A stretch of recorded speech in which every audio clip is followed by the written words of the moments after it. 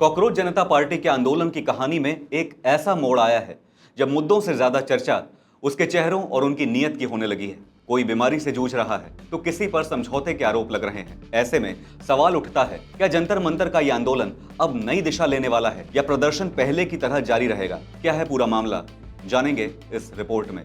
नमस्कार, आप देख रहे हैं आपका अपना न्यूज चैनल सत्य सर्वोच्च न्यूज और मैं हूं सोम। दोस्तों, ये वीडियो मैं थोड़ा दुख और थोड़ा हैरानी, थोड़ा गम और गुस्से के साथ बना रहा हूँ। अपने भाइयों और बहनों के, छात्रों के लिए 26 दिन भूखा रहने के बाद, जिसमें कि मेरे 11 किलो शरीर खत्म हो चुका है, मसल्स चले गए हैं, ऑर्गन और दिमाग पर इरिवर्सिबल डैमेज लगभग होने के कागार पर पहुंचा है, और वो भी लद्दाख की कड़कती ठंड से दिल्ली की तपती धूप में बैठकर ये सब करने के बाद क्या मुझे किसी से कैरेक्टर सर्टिफिकेट लेनी होगी कि मेरा अनशन कितना पवित्र था? मैंने तोड़ा तो किसके हाथों तोड़ा, उसके हाथों क्यों तोड़ा, इसके हाथों क्यों नहीं तोड़ा, क्या डील हुआ, क्या सौदा हुआ, ये सब मुझे जवाब देना होगा। हेलो एवरीवन, जैसे कि आप सबको पता था पिछले कुछ दिनों से मेरी तबीयत खराब थी, सो ब्लड रिपोर्ट्स आ गए and I have been diagnosed with typhoid और ट्रीटमेंट चल रहा है मेरा। रोज़ सुबह और शाम को आईवीज लग रहे हैं। But I really want to thank all the cockroaches जो पूरे देश भर में पीसफुली प्रोटेस्ट कर रहे हैं और इस मूवमेंट को इतना सक्सेसफुल बना दिया है आप लोगों ने। A big big thank you to all and congratulations to you all for making this movement such a big success and I'm very sure अगर हम ऐसे पीसफुली प्रोटेस्ट करेंगे तो धर्मेंद्र प्रधान का इस्तीफा जरूर होगा। नीट यूजी पेपर लीक और परीक्षा प्रणाली में सुधार की मांग को लेकर दिल्ली के जंतर मंतर पर चल रहा प्रदर्शन एक नए मोड़ तक पहुंच गया है। आंदोलन की अगुवाई कर रहे कॉकरोच जनता पार्टी यानी सीजेपी के संस्थापक अभिजीत दीपके बीमार पड़ गए हैं। मेडिकल जांच में उन्हें टाइफाइड होने की पुष्टि हुई है। अभिजीत दीपके ने सोशल मीडिया प्लेटफॉर्म एक्स पर एक वीडियो संदेश जारी कर अपनी बीमारी की जानकारी दी। उन्होंने कहा कि वो बीमार जरूर हैं, लेकिन उनका संघर्ष तब तक जारी रहेगा जब तक केंद्रीय शिक्षा मंत्री धर्मेंद्र प्रधान इस्तीफा नहीं देते। गौरतलब है कि अभिजीत दीपके भी जंतर मंतर पर अनशन पर बैठे थे। हालांकि सामाजिक कार्यकर्ता सोनम वांगचुक के आग्रह पर उन्होंने जूस पीकर अपना अनशन खत्म कर दिया था, लेकिन अब बीमारी के बावजूद उन्होंने साफ कर दिया है कि कॉकरोच आंदोलन पीछे नहीं हटेगा। उधर सीजेपी का कहना है कि जंतर मंतर पर शुरू हुआ ये अनिश्चितकालीन धरना अब 36वें दिन में प्रवेश कर चुका है। संगठन का दावा है कि ये सिर्फ नीट परीक्षा का मुद्दा नहीं, बल्कि पूरे परीक्षा तंत्र में जवाबदेही तय करने की लड़ाई है।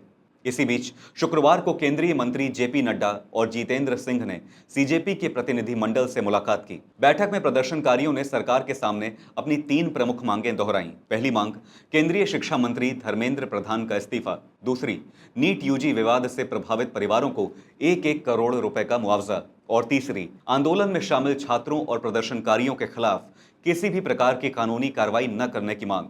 सरकार की ओर से प्रतिनिधिमंडल को आश्वासन दिया गया है कि इन मांगों पर शनिवार को अपना रुख स्पष्ट किया जाएगा। वहीं इस पूरे आंदोलन का काफी बड़ा चेहरा रहे सामाजिक कार्यकर्ता सोनम वांगचुक भी लगातार चर्चा में हैं। उन्होंने 28 जून को शुरू किया गया अपना 26 दिन लंबा अनिश्चितकालीन अनशन केंद्र सरकार से लिखित आश्वासन मिलने के बाद समाप्त कर दिया, लेकिन अनशन खत्म होने के बाद सोशल मीडिया पर उन पर सरकार से डील करने के आरोप लगाए जाने लगे।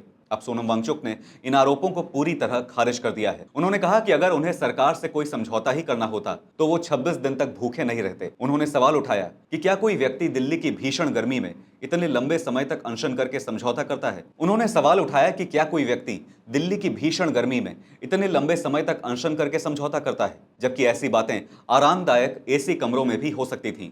सोनम वांगचुक का कहना है कि उन्होंने अनशन इसलिए समाप्त किया ताकि आंदोलन में शामिल छात्रों पर किसी तरह की कार्रवाई न हो और दिल्ली में किसी संभावित पुलिस कार्रवाई या हिंसा से बचा जा सके। उनके अनुसार केंद्र सरकार ने उन्हें लिखित रूप से भरोसा दिया कि शांतिपूर्ण प्रदर्शन कर रहे छात्रों के खिलाफ कोई कानूनी कार्रवाई नहीं की जाएगी। इसके साथ ही सरकार ने परीक्षा सुधार और पेपर लीक के मुद्दे पर संसद में विस्तृत चर्चा कराने और नीट पेपर लीक के बाद आत्महत्या करने वाले छात्रों के परिवारों को मुआवजा देने के प्रस्ताव पर भी सकारात्मक रुख दिखाया है।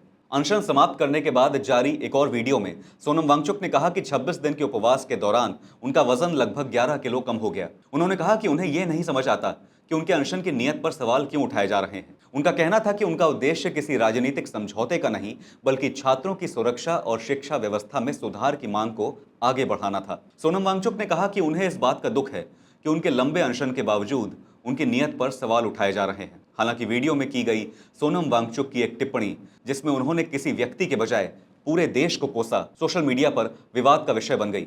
कई सोशल मीडिया यूजर्स ने इस टिप्पणी पर आपत्ति जताते हुए कहा कि किसी मुद्दे पर असहमति जताना अलग बात है, लेकिन पूरे देश को कटघरे में खड़ा करना उचित नहीं माना जा सकता। कुछ यूजर्स ने इसे ऐसी प्रवृत्ति बताया जिसमें असहमति के दौरान देश को निशाना बनाना एक तरह का फैशन बनता जा रहा है। फिलहाल एक तरफ आंदोलन के प्रमुख नेता अभिजीत दीपके बीमारी से जूझ रहे हैं, तो दूसरी तरफ सरकार और प्रदर्शनकारियों के बीच बातचीत का दौर जारी है। अब सबकी नजरें सरकार के अगले रुख और जंतर मंतर पर चल रहे इस आंदोलन की आगामी दिशा पर टिकी हुई हैं। आपके इस विषय पर क्या विचार हैं, हमसे जरूर साझा कीजिएगा। फिलहाल इस खबर पर इतना ही। देश और दुनिया की बड़ी और अहम खबरों के लिए बने रहिए सत्य सर्वोच्च के साथ। लाइक, कमेंट और शेयर करना ना भूलें।